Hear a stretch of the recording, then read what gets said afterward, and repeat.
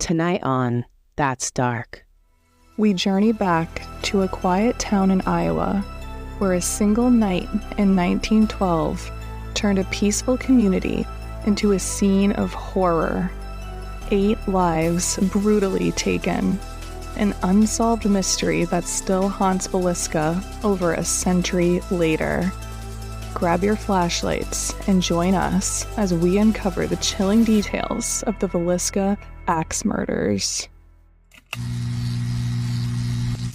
Hey, hello, everybody. And today it's again All of it. All of it. I think I'm going to do a lot. My bra was showing. Yeah. It's a lot of history and mystery. It is a unsolved murder. It is a possible serial killer.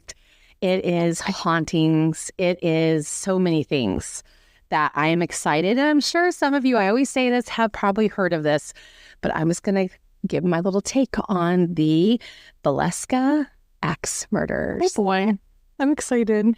And I'm going to just, sorry. No, you're good. That's me. I'm just going to start and I'm going to read something straight out of the official website they have an official website. By the way, you can stay overnight at this place. We'll go over that and with the person who bought it and that you can stay overnight. And you can also watch this on the Dead Files. Oh. Which we should watch because it's a really good one. And Ghost Adventures. Oh, they both have been there, of course. I was going to say, I can't imagine what Zach Bagans. I have decided that this nose will run when I talk, and I don't know. Little weird plumbing. Okay. Little weird Plumbing? Plumbing issue. Okay. All right.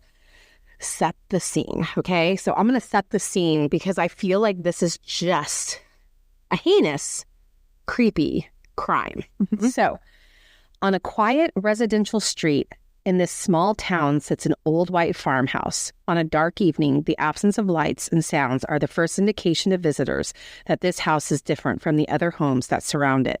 Upon clear inspection, you'll notice its doors and windows are tightly closed and covered. An outhouse in the backyard suggests that this house does not occupy a place in the 21st century, but somehow belongs in another era or another story. A weather-beaten sign hanging from the decrepit front porch warns rather than welcomes. It's the murder house. Oh boy. The walls still protect the identity of the murderer or murderers who bludgeoned to death the entire family of Josiah Moore and 2 overnight guests on June 10th, 1912. Almost 97 years later, her secret continues to draw many visitors to her door. To some, it seems to be speaking. I'm sure it is. Yeah. So let's get into it, everybody. Yeah.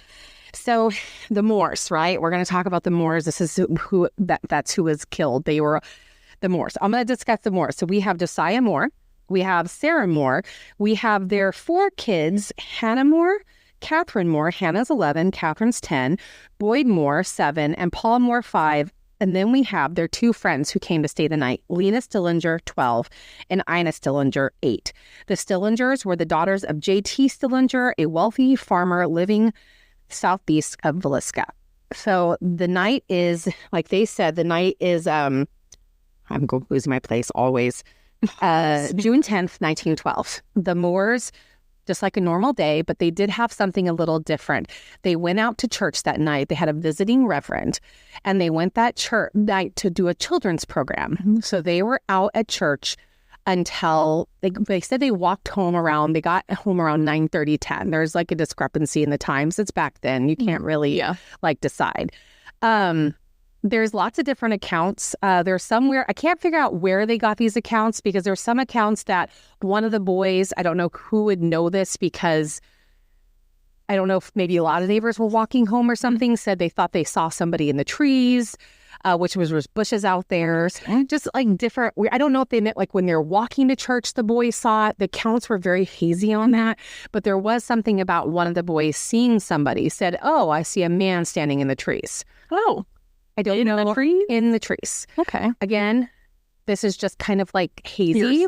Hazy out. Like I can't really pinpoint it to know when, if they're walking home or if it was to church. Seems a little weird if they're walking home, Yeah. But just a little bit about Josiah. He was well liked by the town. The family was well liked. He was a businessman. He worked himself up there. He did have a competitor in the business. And this competitor was honestly looked at as far as possibly being one of the murderers. But honestly, it just didn't make sense. When you hear about the murders, it doesn't make sense as to why being, angry businessman to do this kind of murder. Right. Okay. So the mourners walked home and they got into the house like they always do, and they locked up and they went to bed. Mm-hmm. Now, sometime between the hours of midnight and 5 o'clock, they were all brutally bludgeoned in their beds while they slept. In their bed. In their beds. I find that so interesting when that happens, because that's a brutal way to go out. And there's screaming involved, I would think. So it's interesting to me that people would stay in their beds, or maybe they just genuinely didn't hear and they were like asleep. Yeah. Yeah, this gets interesting. And if he hits their head in the right spot, like, when I even have a chance to scream, I guess. I don't know. Yeah. The cadence of how they decided he killed them was the parents were first. So he went into the parents' room. He bludgeoned Josiah Moore first, then Sarah. Now, the thing that gets me again is if I'm going to wake up to my husband, there's got to be some kind of sound. Yeah. But I don't know if he did a quick. I don't know that. Yeah. But so he took Josiah out first, and he took and he took Sarah out next. They did say that he swung so high with Sarah, like the things were so forceful that there is marks stuck from because they took the flat end of the axe to bludgeon them. And there's actually a couple things about that, because I thought that was interesting. And then they said, no, that makes sense, because if you use the pointed side, it gets stuck. Yeah. So it makes sense that he used. And the other thing about this is he used Josiah Moore's axe. So he got the axe from the property. He didn't bring it with him. So someone who probably knew the property. Maybe. I don't know. We're going to get there. Okay. So he took out, I know I like this conversation. Yeah. So he took out Josiah Moore first. He took out Sarah Moore. He then ventured out and went into the kids' room. And then he took out all the children, including the 5-year-old in his crib. 5-year-olds were in cribs back then, I guess. But he took them all out. Now, he then went downstairs, he or they, and took out the Stillinger girls. The thing about the Stillingers is that, well, actually, I'm going to get to that. I'm going to come back to that. So he took out the Stillinger girls. He then reportedly, at some point in time, went back up and made their faces unrecognizable. So it was definitely after. They said it was he went back up, and then they said Josiah Moore had more than 30 hits to where it was their kids and them. But the Stillingers were not made into bloody pulps. Just the kids upstairs and the Moores. But then he did one step further. So then by looking at the crime scene, which is funny because we're going to talk about the crime scene, it looked like the killer stayed in the house, ate some food, washed his hands. He then went and I don't know if he did it before or after, but he covered all the mirrors with cloth, which was a Victorian thing back then. I don't know what that's about, if he didn't want to look at himself or if he didn't. He also covered the Moors' faces with cloths. So he found things from their drawers, things that, a shirt under things to cover their faces. He didn't want to look at them, or I don't know why. So then I'm going to kind of leave it there. So then he let himself out, and he didn't actually let himself out. He went through a window because the doors were locked. And back then you could not just lock the door and close it. So it was always by okay. Yeah, but it was locked when they came home, by the way. So we're going to go ahead. So this happens while they're all sleeping. They're all killed. Well, the next day, the neighbor, she is used to seeing a lot of, that's why I think it's at 5. They said 12 to 5. And I think the reason they said 5, it sounds to me like kids are up, chores are happening, things like that. The neighbor realized that nothing was going on. It was very, very quiet. No lights were on. And she was like, that's really odd for them. And there's accounts of a clerk that worked for Josiah that came over and knocked and it's in some things I read, some things it's not there. But one thing that is steady is that the neighbor recognized that there is nothing going on in the house, felt weird, called Josiah's brother. So Josiah's brother came over and he had a key to the house. So he unlocks it. He goes inside, he sees some weird stuff, and he goes by the guest bedroom and sees that the one, was it Ina, or I can't remember her name now all of a sudden. So Ina was in the bed, and then Lena was laid across the bed. And I'm going to get back to her again because there's some interesting things. So she was laid across the bed. He saw them. He didn't run upstairs. He got freaked out. He ran out and got the investigators. He was like, nothing was going on.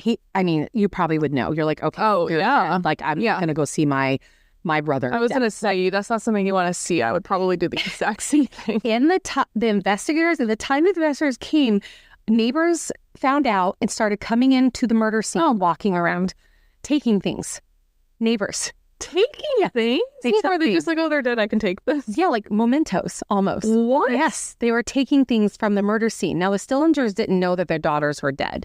They were outside of Villisca, so they had no idea. They were in a surrounding town. I don't know if you said this before. You could have. Why were the Stillingers there? They were at the church thing. Yes, they were at the church thing, and the girls, what I deemed is they wanted to stay over with their friends. So I'm thinking they were what a bad time to have a sleepover. Right? Jeez. Yeah, it was really bad. Really, really bad. Wow. So they went ahead and people started trampling the thing. So the investigators finally came, got them out of there. A couple things the investigators noticed when they were going through the whole thing. They noticed that a kerosene lamp was split. The wick was split and bent down. The reason being it makes the light very, very low, but whoever did it could see, but it wouldn't shine enough light to alert anybody. Oh. And that was tucked under a chair. The other thing they noticed was when they were searching upstairs in the attic is there was a pile of cigarettes burnt. Now, I thought that was odd because I feel like if cigarettes were happening in my house, I would smell it. Yeah. There was a pile of cigarettes. So they decided that most likely the killer came in while they were at the church program, went up into the attic, sat there, smoked his cigarettes, waited for the family to fall asleep, and then took them all out. But the motive, again, is what's crazy. So then let me go on. Okay, so they go downstairs and they're looking at and all the Moors have the same exact thing. Their bodies weren't moved. They literally were in the same place, just bludgeoned to death with cloth over it. Get downstairs to the guest bedroom with the Stillingers. Ida, she's just like them, but she doesn't have cloth over her face and she's not like bludgeoned. She's killed. Yeah. Lena is a little different. Lena's 12 and Lena has defense things on her hands. So she was defending herself. So they don't know if she woke up or what happened. God. They don't know because the other parts of this is there was a 2-pound slab of bacon in a cloth, like fatty bacon in a cloth in the room. Lena's body was not under the sheets. It was over the bed. Her nightgown was up to her waist and all her underthings were taken off. So disgusting. Yeah. So they didn't know because of course it was back then. So they don't have any way of knowing. Yeah. Did he hurt her? Did he not? What happened? But they do believe that he used the bacon fat is what they came to the conclusion to masturbate. Yep. And gross. Yeah. It's pretty disgusting. And Lena was the focus of that. And that Lena's death was a little different. And I do wonder if her waking up excited him more. Like, you're probably right. Which is so disgusting, but he wasn't in her sleep. Yeah. That he killed her. She was awake because she had those wounds on her hands saying that she was trying to defend herself. And then he was not in the bed. So obviously she came out of the bed, then he had her. Right. And then maybe he laid her back in there or whatever, but there was definitely signs that this girl woke up and, and that's what I was thinking. That's what they found. That's the scene. So I'm going to get into the suspects and I'm going to read it from the Smithsonian website because I really liked what they had to say. So let me see where I'm at here. Okay. Let me get to that, and then I'm going to read. So there is, like I said, I'm not going to go through each of it because there's like great podcasts on this. So there's one in particular that I wanted to talk about, and then I want to talk about the idea of a serial killer. So I'm going to go back to my notes. So I'm not going to go through all the suspects because one suspect most of them were just deemed not credible. One was the business partner or not partner. So Josiah worked with this man and then I'm not even going to say his name because I feel like it elicits like, you can go search it yourself, but I feel like it just says like, if you say their name that, they're back. Then they're tied to it. Yeah. So he was Josiah's partner or he was working Josiah's working for this man. One of the main people that they were looking at, and it did seem like really interesting, was the traveling Reverend Lynn George Jacqueline Kelly. What a name. What a name. Yeah. So he was supposed to stay in Villisca. He was the one that was doing that children's program. He was supposed to stay in Villisca for a few days. He literally left the morning of their crime. Oh. On the train, he was heard to tell people that there was 8 dead souls back in Villisca, Iowa. Oh. Butchered in their beds while they slept, even though the bodies have not yet been discovered at that point in time. Interesting, right? He's very tapped in. So this, yeah. So, but it's interesting because he's had a lot. This man found out he had a lot of mental health stays. Mm-hmm. He would send. He definitely had an issue with obscenity. He would send obscene letters to like church goers, like in the mail. Oh. That's how you did. You could make a phone call, Right? So instead of like making he like wrote it. He was like, oh, no, I'm just kidding. breathe. I don't know what kind of obscene. I saw you in church, and I wanted to see your ankles. I wouldn't be surprised. Those ankles brought forth illicit ideas in my head. Oh my God. So so they literally took him to trial twice. Over this? Over the murder. Okay. And he literally confessed. He said, I killed it because God told me I needed to kill those children. But because of his mental health, the first time there was a hang jury. So like it just didn't. And the second time they said he was acquitted because he was obviously mentally crazy. And then there was something about like the eyewitnesses that witnessed him saying this. Their stories were constantly changing and his story was changing. But why the man confessed the murders, I have no idea. Crazy. This happens all the time though, and it's weird to me, but some people do it for like attention and like they want to be tied to the story somehow, and it's weird. But the amount of people who do that kind of shit, I'm like, what is wrong with you? Why? Now, let's get into what I really think it was. And actually, a police officer in Colorado Springs in 1913 somehow started piecing together that this was a serial killer. Wow. Yes. Okay. So I'm going to read from a documentary that was in 2013. During a 2-year period of 1911 to 1912, a rash of eerily similar axe murders swept across the Midwest, leaving unique crime scene signatures in its wake. It is believed the Axe Man may have been responsible for at least 24 murders since Walhen. No one has ever brought to justice. No one has ever. Wow. So I'm going to kind of go through some of them because they're pretty interesting. So there was a string of axe murders. A pipe was used. And this killer always used what was readily at hand. Okay. So he never brought a weapon to, it was always the homeowners, like something on the home. Now, I think back in that day, axes were very I was going to say, right? I probably had that all the time. Yeah. I wish I could get the Smithsonian to just, okay, it doesn't matter because I know these like pretty much kind of by heart. So it was a string of murders, Kansas, Colorado. There was even one in Washington and then Illinois. So and it was all by a railroad. All of these murders were on a railroad. Well, that makes sense then. Okay. They were all used with whatever was handy at the farm, but there is some eerie similarities to these murders.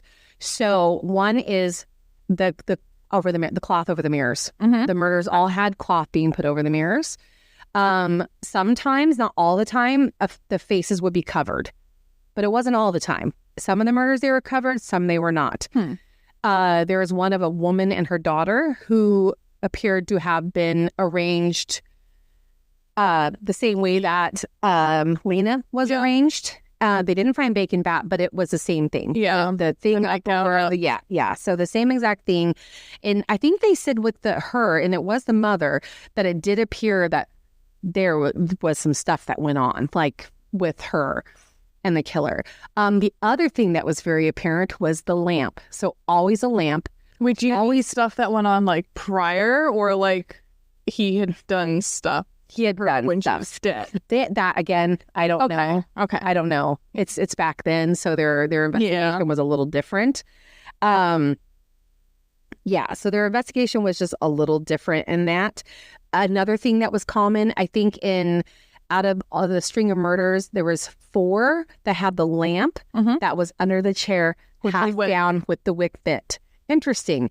Now, as they said, similarities that are the same was the bludgeoning. Again, an axe was very handy back then, and also a pipe was used. Yeah. So they're like, it looked like the similarity was just getting what was there used to kill. And there has not been a motive. Now, there was some creepy accounts, like in Colorado specifically.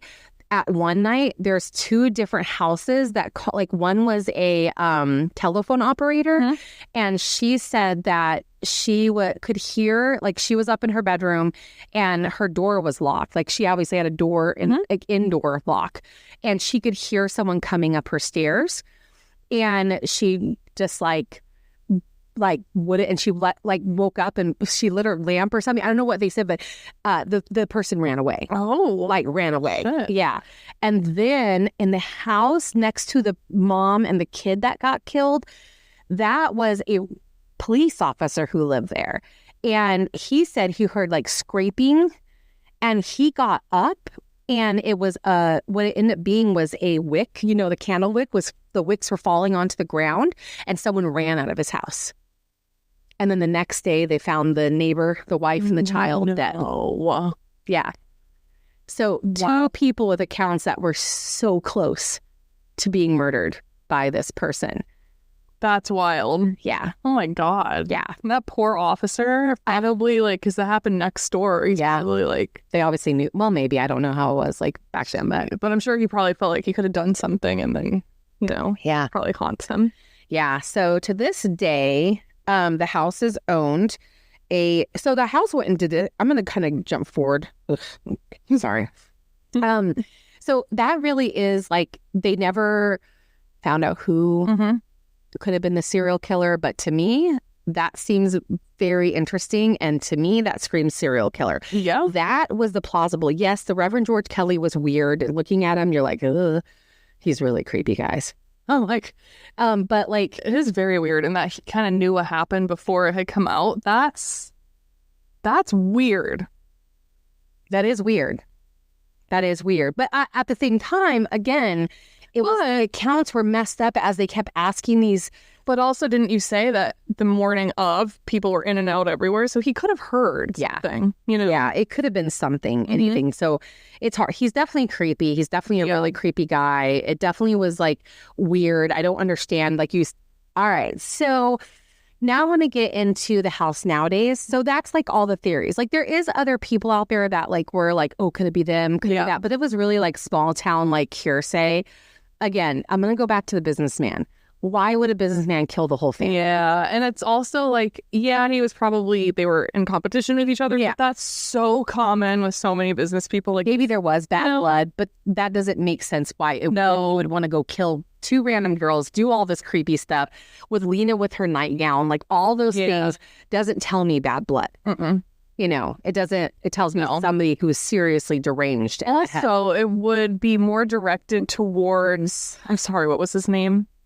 The dad, the guy. Josiah. Yeah. I feel like it would have been more directed towards Josiah and not everyone if it were the businessman, And I do know Josiah took the most blows, but here's my thing with that. He's the man. Right. He had to make sure that this guy was dead, because who would be able to take somebody out? A man. Right. So to me, when it was he got the most blows for the axe, that's definitely just because this is the dad. I got to take him out. That's what I read. Yeah. I read that it was very methodical for upstairs. Yes.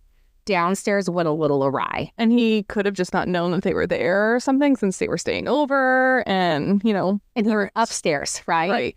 And then he came downstairs, and then I feel like she woke up, and I feel, and this is again I think things went a little awry, and it excited him. Yeah. And, because it sounds like he typically, from looking at the other murders, which totally look this up, it'll all go to, you can look up the Axe Murders of 1911 to 1912. They have tons of stuff on it. They were all killed in their sleep. all of them were. And if someone woke up, as you could see, he ran. So obviously not willing to take somebody out. Yeah. Like go hand-to-hand combat or do that, except for little Lena. She's 12. Wow. She's little. And I do think it was like a thrill. Oh, yeah, for sure. Which is disgusting and sad. So nowadays you can go to Villisca and they have owners of the house. The owners of the house went into disarray. Like it was kind of no one lived there. Yeah. And like literally.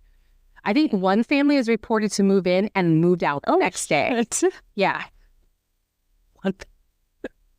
The next day? Yeah. Oh, literally. Kate, there was accounts saying they went screaming from the house in the nighttime and they got their stuff. Yeah. So then this owner, they got it. And again, if I forget the names, because I'm horrible and I did have it. I'm going to see if I have it in here. Because I did write down. Guys, I'm sorry. I'm all over the place. All over the place. I thought I wrote down their names, but one is Lynn, I think is her name. So it's an older couple. Yeah. They bought the house to just restore it back. They want for historic reasons. Yeah. So they bought the house, they restored it back to how it would have been back then. Right.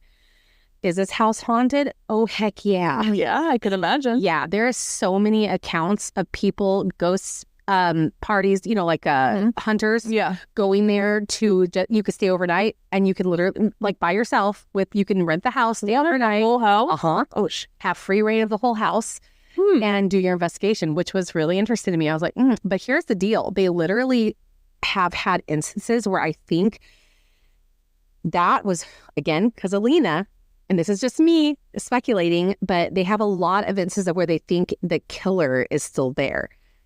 But if he got an extra something out of that killing, I feel like he would be there. Yeah, I could see that. Yeah, because this one just seemed a little different. And again, like you said, surprise.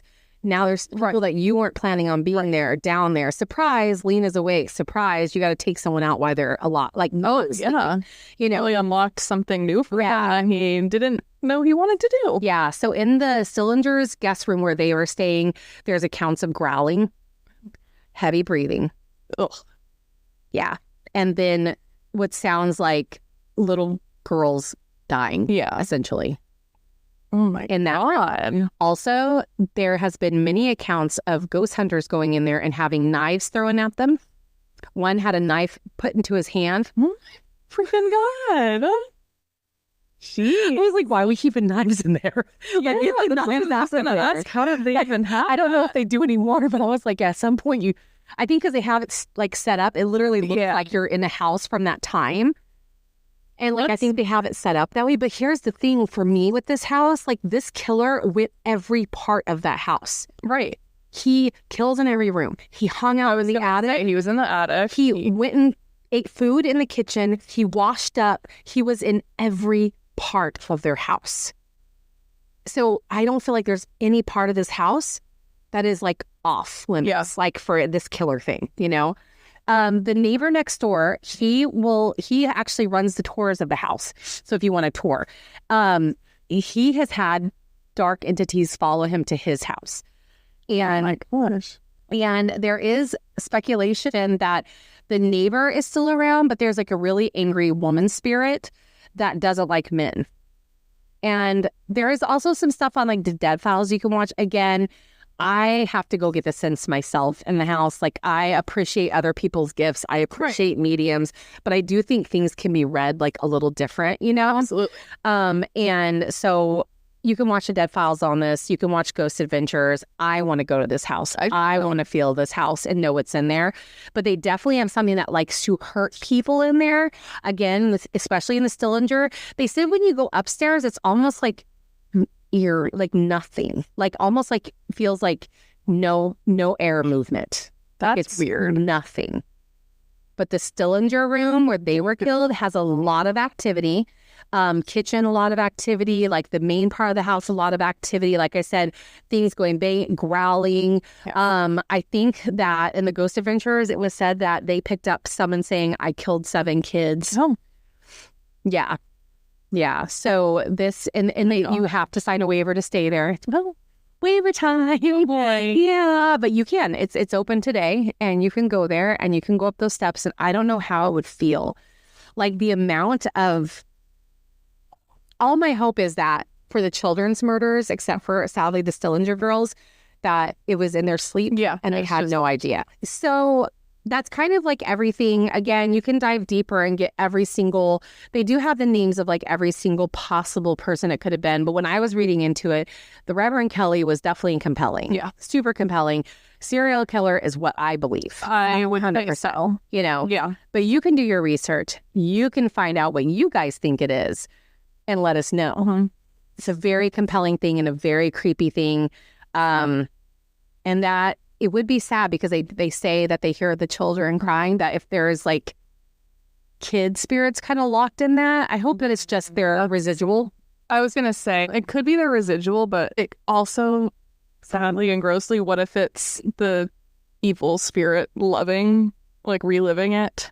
And I don't like that. Because it is interesting that it's in that room Yeah. that the most activity happens when death happened all over that house. Yeah. But in that room, they get, like I said, the growls, the grunting, the breathing. Yep. Which is, he could be. And the fact that people are literally having physical things like knives going at them and stuff, that tells me it's not a good one. No. It's not a great thing. Definitely not. So I, being me, want to go. I want to go too. And I would like to be able to stay overnight just to do research in the house, like just to be able to feel and talk and connect. Maybe not talk. I don't know if I want to talk. Sometimes. Maybe connect and kind of conduct our own little investigation in the house. So that's something I'm definitely going to check off on my list of things. That'd be cool, especially since you can rent the whole house out. Yep. That'd be fun. Yeah. Yeah. But that's it. That is the Axe Murders of Villisca, Iowa. The notoriously has never been solved. It is a cold case. Wow. And sadly never will. No. Nope. So many theories. Mine is a serial. I would 100% say serial killer. Yeah, for sure. Too many little MOs there. So, and the fact that it's by a railroad and they're all kind of in the same-ish vicinity, you know, right? Because it's Washington and Colorado. But they're all kind of by the railroad. Right. So, which I have to do research. There has been another string of railroad killer, probably like in the early 2000s. Oh. That was taking a baseball bat, hopping off a railroad and killing. I think they did catch him though. But yeah. You got to look it up. I just thought about that. That was in Colorado because I know my sister was in Westminster and she was near a railroad and she was scared because it was literally going into families' homes and killing them with a baseball bat or whatever was in their house. Well, that's terrifying because I'm close to a railroad. Sorry. That's not good. Not going to think of that. I don't know what it is, but railroads creep me out. Yeah, they creep me out. I kind of love the sound sometimes. Yeah, it creeps me out. Like, it's just a lot. There's something about being on a railroad. There's always like weird deaths. Yeah. Weird deaths. I'm talking about murders on railroads. Yes. And so they creep me out. And they tend... I don't know, it's an easy way to carry along and not get caught or, you know. Yeah. And there's no like airplane ticket or, you know, anything attached to you. No, and you can hop on, right? Keep yourself hidden, hop off. So I guess I'm going to wrap it up like this. I do hope that everybody who is killed in that house is at rest and is at peace. Yeah. And if there is things going on in the house, like you said, I do hope it is just a killer reenacting or reliving that experience, as horrible as it was for himself, not for them. I hope whatever child or whatever got hurt, that they're, especially with Lena. Yeah. I hope that Lena, because she was possibly awake and experienced it all and that trauma, I hope she doesn't hang out. I hope she is gone and left. So that's it. Thank you so much for watching. Please remember to like, comment, and subscribe, and we'll see you in the next one. Bye.